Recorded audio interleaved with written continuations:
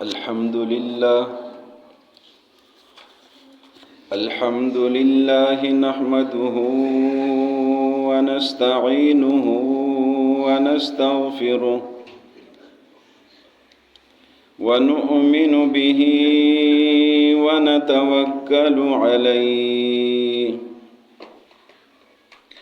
ونعوذ بالله من شرور أنفسنا ومن سيئات أعمالنا من يهده الله فلا مضل له ومن يضلله فلا هادي له ونشهد أن لا إله إلا الله وحده لا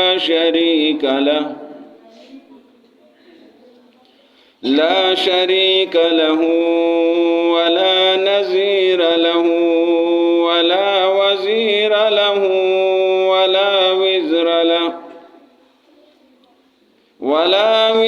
له ولا وازر له ونشهد أن سيدنا وسندنا وأولانا ومولانا وشفيعنا وسيدنا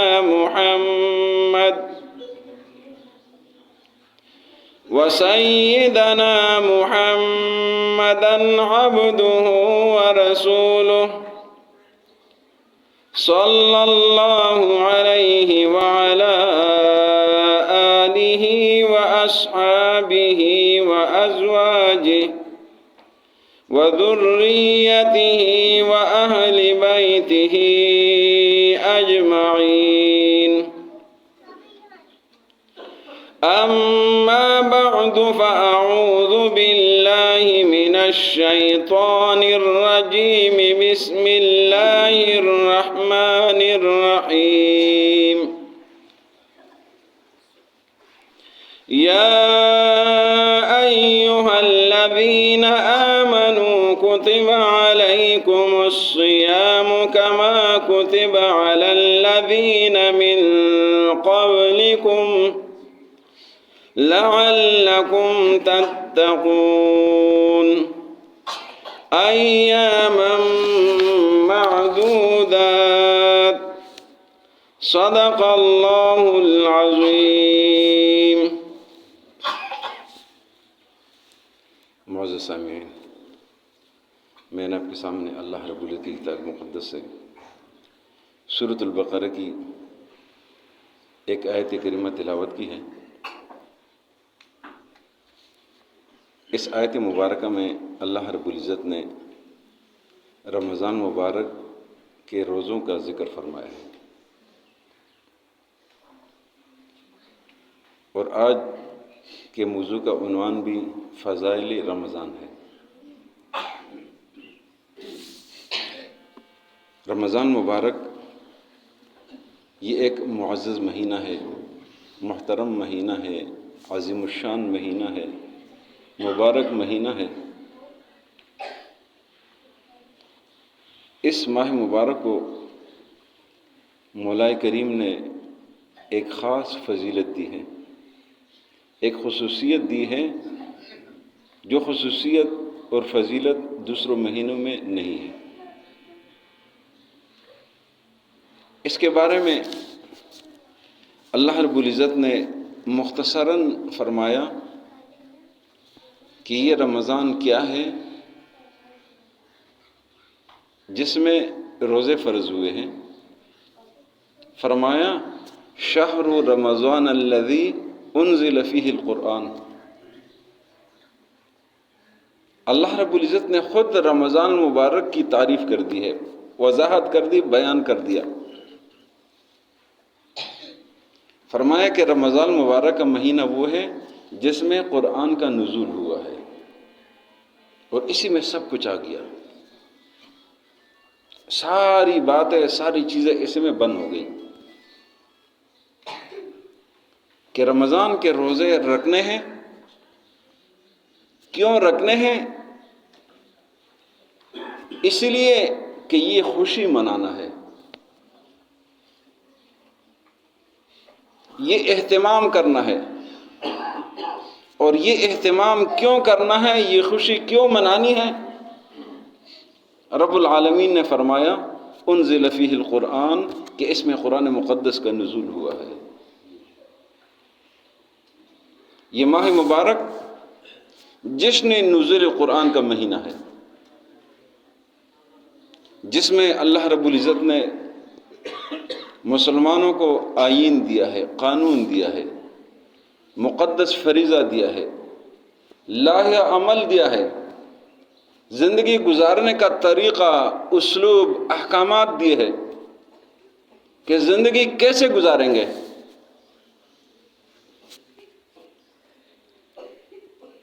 رمضان مبارک کا مہینہ معزز مہینہ ہے، محترم مہینہ ہے۔ نبی محترم صلی اللہ علیہ وسلم کا فرمان مقدس ہے من صام رمضان ایمانا و احتسابا غفر له ما تقدم من ذنبه۔ حضور نبی کریم صلی اللہ علیہ وسلم نے فرمایا کہ جس شخص نے رمضان مبارک کے روزے رکھے ایمان کے ساتھ ثواب کی نیت سے،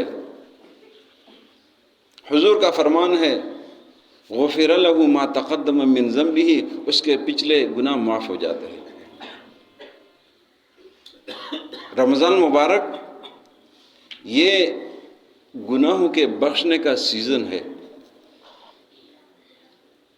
گناہوں کے معافی کا ذریعہ ہے، جہنم سے چھٹکارے کا ذریعہ ہے، جنت کے حصول کا ذریعہ ہے۔ رمضان مبارک کا مہینہ ایسا زبردست مہینہ ہے کہ اللہ رب العزت نے بھی ایمان والوں کے لیے جنت کے دروازے کھول دیے ہیں۔ فرمایا جس نے آنا ہے جنت تو آ جاؤ۔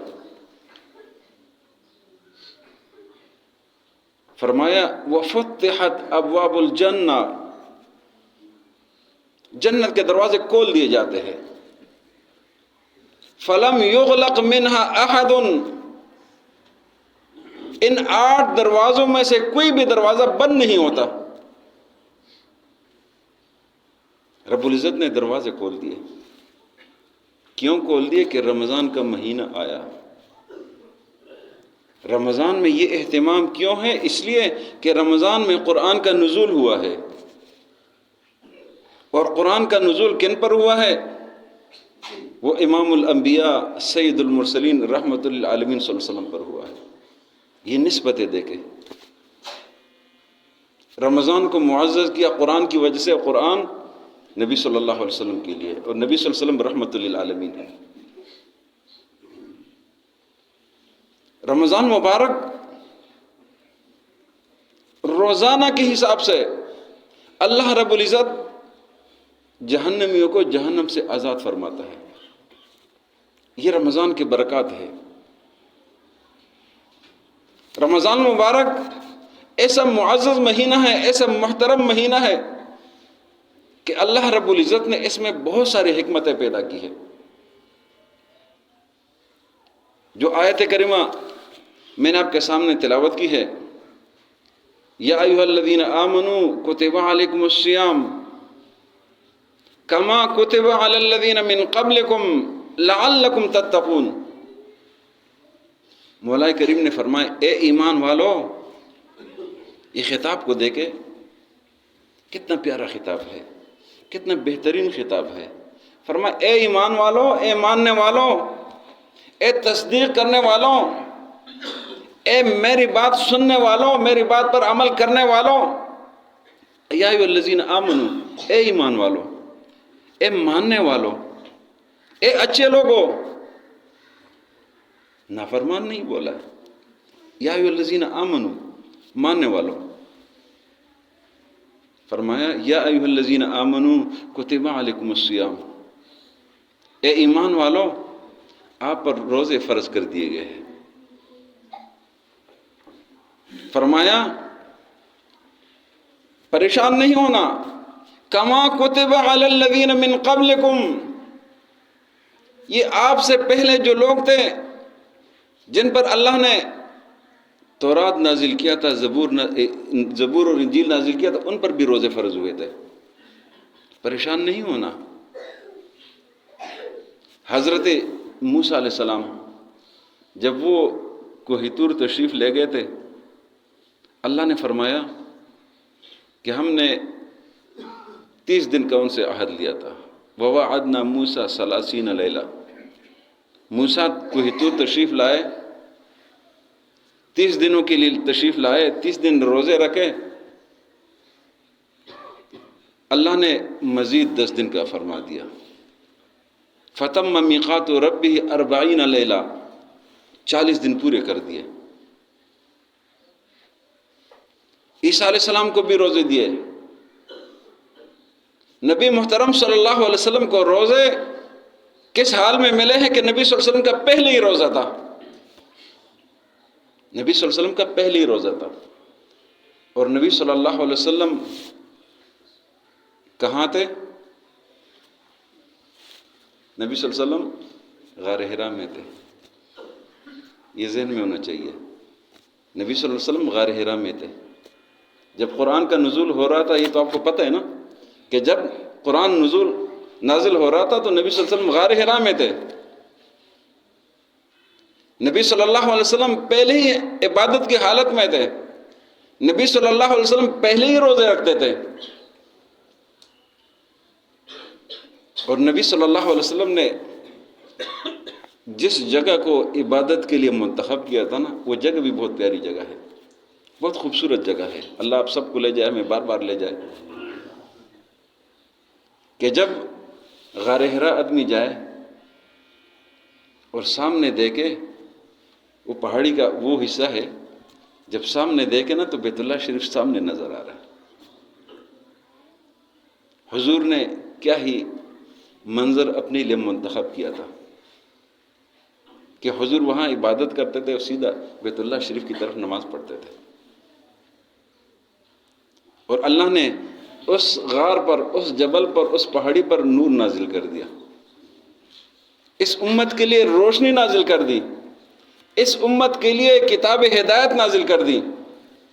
فرمایا یا ایھا الذین آمنوا کتب علیکم الصیام کما کتب علی الذین من قبلکم لعلکم تتقون، یہ آپ کے تقوی کے لیے ہے۔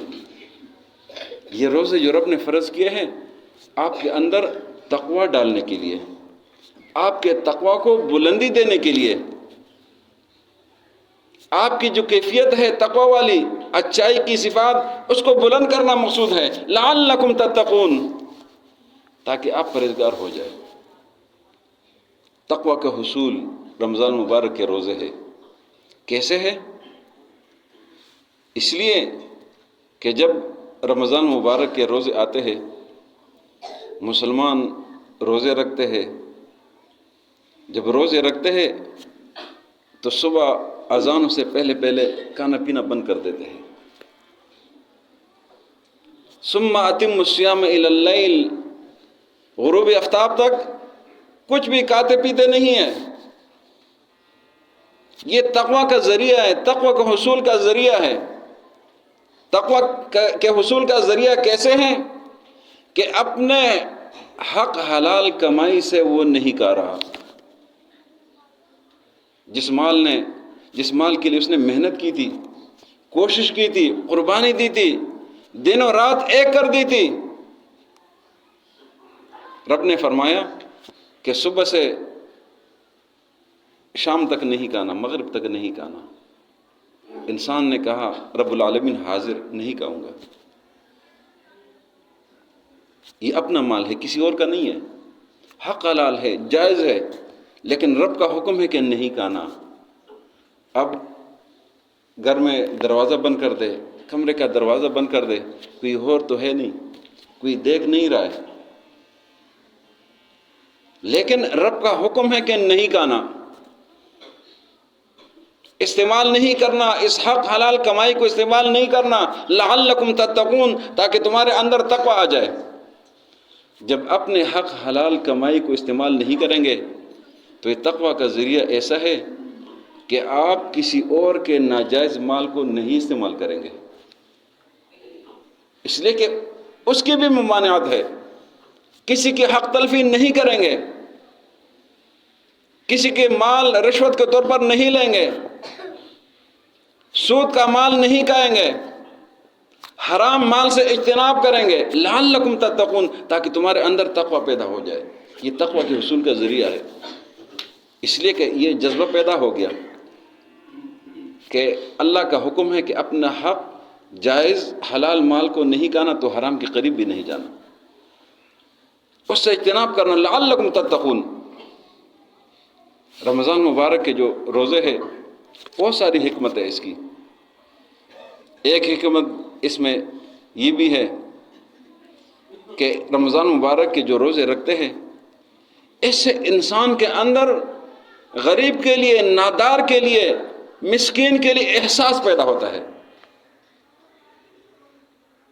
اگر ایک شخص ہے اس کو اللہ نے سب کچھ دیا ہوا ہے، مالدار ہے، صاحب حیثیت ہے، جو چاہے وہ کھا سکتا ہے، لیکن رب کا حکم ہے کہ روزے رکھنے ہیں، کھانا پینا نہیں ہے۔ اب صاحب حیثیت آدمی کو تو بھوک کا نہیں پتہ کہ بھوک کیا چیز ہوتی ہے، کیونکہ جب بھی وہ چاہے، جو چاہے، جہاں چاہے، جب چاہے وہ کھاتے پیتا ہے۔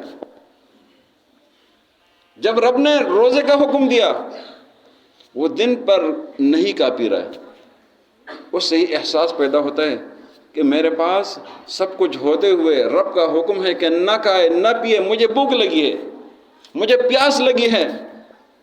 وہ شخص جس کے پاس کچھ بھی نہیں ہے اس کا کیا حال ہوگا، اس کے اندر کیا احساس ہوگا، اس کو کیا تکلیف ہوگی۔ اس لیے رب العزت نے فرمایا یا ایھا الذین آمنوا کتب علیکم الصیام کما کتب علی الذین من قبلکم لعلکم تتقون، تاکہ تمہارے اندر تقوی پیدا ہو جائے۔ اللہ رب العزت نے اس ماہ مبارک میں ایمان والوں کے لیے بڑے اہتمام کیے ہیں۔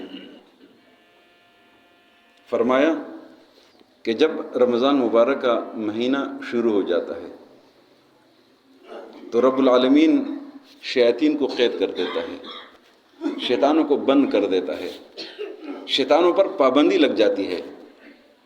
وہ شیطان جس نے رب العزت سے اجازت لی تھی کہ میں تیرے بندوں کو گمراہ کروں گا، ثم لآتینہم من بین ایدیہم ومن خلفہم وعن ایمانہم وعن شمائلہم ولا تجد اکثرہم شاکرین، شیطان نے رب سے کہا تھا رب مجھے زندہ کر دے، قیامت تک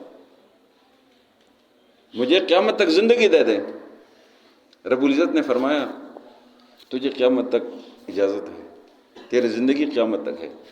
پھر شیطان نے کہا میں تیرے بندوں کو گمراہ کروں گا، یہ رب کو کہہ رہا ہے لأغوینہم اجمعین، میں ان سب کو گمراہ کروں گا، میں دائیں طرف سے بائیں طرف سے آگے پیچھے جہاں سے میرا بس چلے میں ان کو گمراہ کروں گا۔ رب العالمین نے فرمایا کہ جا، جو میرے نیک بندے ہیں وہ تیرے اس میں تیرے وسوسے میں نہیں آئیں گے، تیرے دھوکے میں نہیں آئیں گے، تو ان کو دھوکے میں نہیں ڈال سکے گا۔ اس لیے جب بھی کوئی وسوسہ آ جائے، جب بھی کوئی شیطانی عمل ذہن میں خیالات میں آ جائے تو اعوذ باللہ من الشیطان الرجیم پڑھے۔ یہ اعوذ باللہ من الشیطان الرجیم یہ شیطان سے بچنے کے لیے بڑا حصار ہے۔ اگر دل میں کوئی وسوسے آ جائے تو یہ یاد رکھے وسوسوں سے دل میں آنا کوئی گناہ نہیں ہے، تب بھی اعوذ باللہ پڑھے، بائیں طرف 3 دفعہ تھوک لے تاکہ شیطان دفع ہو جائے۔ اور اگر پھر بھی وسوسے آتے ہیں تو اللہ رب العزت نے ان وسوسوں کو معاف کیا ہے، اور بار بار استغفار سے شیطان کا جو کمر ہے وہ ٹوٹ جاتا ہے۔ اللہ رب العزت نے رمضان المبارک کے شروع ہوتے ہی شیطانوں کو قید کر دیا، اب معاملہ آسان ہو جاتا ہے۔ جب ہم دیکھتے ہیں رمضان مبارک شروع ہو جاتا ہے تو مسجدیں بھر جاتی ہے۔ مسجدیں کیوں بھر جاتی ہے کہ شیطان کا اثر ختم ہو جاتا ہے، شیطان مقید ہو جاتا ہے۔ اب اگر آدمی تھوڑی سی ہمت کرے، تھوڑی سی کوشش کرے تو بس مسجد آ ہی جاتا ہے۔ اب یہ انسان پر ہے، یہ مومن پر ہے کہ اپنے آپ کو کتنا تیار کرتا ہے۔ اپنے آپ پر اس رمضان مبارک کو، ان روزوں کو کتنا حاوی کرتا ہے، اپنے آپ کو دین کے لیے کتنا پیش کرتا ہے. اپنے آپ کو خود پیش کرنا ہے، اپنے آپ کو دین کے لیے خود تیار کرنا ہے. دل تو کرتا ہے نا کہ 8 رکعت تراویح پڑھے اور چلے جائے، دل یہ کرتا ہے کہ 12 رکعت پڑھے پھر چلے جائے، یہ دل یہ کرتے ہیں نا کہ آسانی ہو. لیکن نبی صلی اللہ علیہ وسلم نے فرمایا من قام رمضان ایمانا و احتسابا غفر له ما تقدم من ذنبه، کہ جس شخص نے رمضان مبارک کی راتوں میں قیام کیا اس کے پچھلے گناہ سارے معاف ہو جاتے ہیں. یہ تو گناہوں کی بخشش کا سیزن ہے، گناہوں کی بخشش کا مہینہ ہے. فرمایا من قام لیلۃ القدر غفر له ما تقدم من ذنبه، جو لیلۃ القدر کو بھی قیام کرے گا اس کے بھی گزشتہ گناہ معاف، جو روزے رکھے گا ایمان و احتساب کے ساتھ اس کے گناہ بھی معاف، جو قیام اللیل کرے گا اس کے گناہ بھی معاف، جو لیلۃ القدر میں نماز پڑھے گا اس کے گناہ بھی معاف. رب العالمین نے یہ معافی کے لیے ذریعہ بنا ہے. فرمایا کہ جب رمضان مبارک شروع ہو جاتا ہے تو شیاطین قید کر دیے جاتے ہیں، سرکش جنات ان کو بھی قید کر دیا جاتا ہے جو سرکش ہے، ومردۃ الجن ان کو بھی قید کر دیا جاتا ہے تاکہ وہ بھی لوگوں کو دھوکے میں نہ ڈالیں. ماحول سازگار ہے، ماحول تیار ہے. اب ہم نے کیا کرنا ہے کہ ہم نے رب العالمین کے حضور دعائیں مانگنی ہے، مولا ہمارے گناہوں کو معاف فرما دے. اللہ سے مانگنے ہیں، جو گناہ یاد ہے وہ بھی معافی مانگے، جو یاد نہیں ہے ان کے بھی معافی مانگے.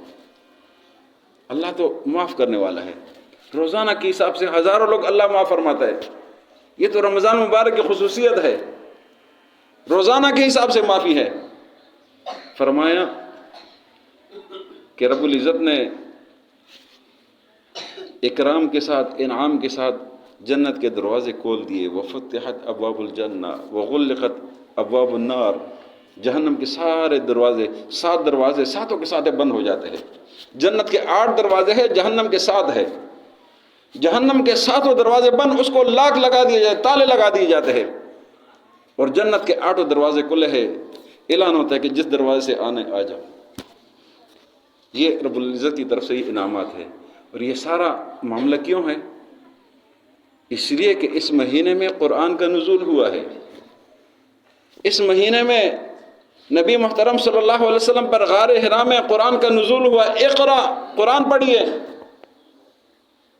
تو اس لیے ہم نے بھی اپنا تعلق قرآن کے ساتھ بنانا ہے. اپنے اوپر زبردستی کرنی ہے، اپنے اوپر زبردستی کرنی ہے. دل وہ چاہتا ہے کہ نہ پڑھوں، دل چاہتا ہے کہ نہ پڑھوں، دل چاہتا ہے کہ موبائل لے لوں اور نیٹ دیکھوں، دل چاہتا ہے ریموٹ لے لوں ٹی وی دیکھوں. دل اور خرافات کو چاہتا ہے، وقت ضائع کرنے کو چاہتا ہے. اس شیطان کو بگانا ہے. اس لیے کہ اللہ رب العزت نے فرمایا ان الشیطان لکم عدو فاتخذوه عدوا، یہ شیطان تمہارا دشمن ہے، اس کے ساتھ دشمنی کرو. فاتخذوه عدوا. اس لیے رمضان مبارک کا جو مہینہ ہے اس میں اپنے اوپر زبردستی کر کے رب العالمین کے بارگاہ میں جانا چاہیے. قرآن کو پڑھنا چاہیے، قرآن کو سیکھنا چاہیے، قرآن کا ترجمہ سیکھنا چاہیے. قرآن کے الفاظ، قرآن کے معانی، قرآن سب باعث برکت ہے. قرآن کے ساتھ ہاتھ لگانا بھی باعث برکت ہے، قرآن کو دیکھنا بھی باعث برکت ہے. اور جب تلاوت کرتے ہیں نا، کوشش کرے قرآن میں تلاوت کرے. تلاوت تو موبائل میں بھی ہو جاتی ہے، لیکن کوشش کرے قرآن میں کرے. قرآن کا دیکھنا یہ علیحدہ ثواب ہے، قرآن کا اٹھانا یہ علیحدہ ثواب ہے، قرآن کو دل سے لگانا یہ علیحدہ ثواب ہے. تلاوت ہو جائے تو اس میں کوئی مسئلہ نہیں ہے، لیکن قرآن کے اپنے برکات ہیں. قرآن کو ہاتھ سے لگایا کرے. پرانے جو بزرگ ہوتے تھے جن کو قرآن پڑھنا نہیں آتا تھا نا، ان کا عقیدہ بڑا مضبوط تھا، بہت اچھے لوگ تھے. قرآن کو پڑھنا نہیں آتا تھا، ویسے اٹھا کے اس طرح انگلی کرتے تھے. ادھر ایک بزرگ آئے تھے، کرسی پہ بیٹھے تھے مہینہ دو پہلے. قاری صاحب نے مجھے بتایا کہ یہ بزرگ اس طرح کر رہے ہیں. میں نے کہا یہ کیوں؟